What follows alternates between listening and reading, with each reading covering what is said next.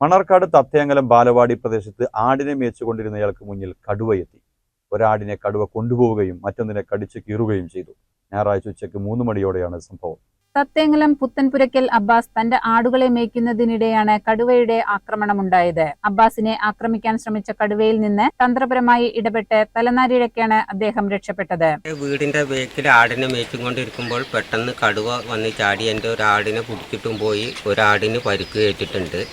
അത്ഭുതകരമായി രക്ഷപ്പെട്ടു. അതിന് ഫോറസ്റ്റ് ഡിപ്പാർട്ട്മെന്റ് നടപടി എടുക്കണം.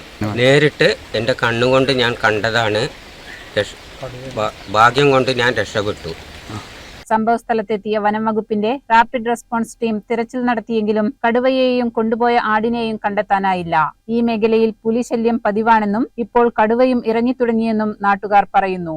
പുലിയല്ല, കടുവയാണ് ഇറങ്ങിയിരിക്കുന്നത്. ഞങ്ങളുടെ നാട്ടിൽ ഇത്ര കാലം വരെ പുലിയുടെ ശല്യം ഞങ്ങൾക്ക് ഉണ്ടായിരുന്നുള്ളൂ. ഇപ്പോൾ ഒരു 2 മാസമായിട്ട് കടുവയുടെ ശല്യം ഒരു 3-4 പ്രാവശ്യമായി ആളുകൾ പല ഭാഗത്ത് വെച്ച് കാണുകയും ഇന്നിപ്പോൾ ഒരാളുടെ മുന്നിൽ വെച്ചിട്ട് വന്യമൃഗ ആക്രമണം ഉണ്ടായി ഒരു ആടിനെ നഷ്ടപ്പെട്ടിരിക്കുകയാണ്.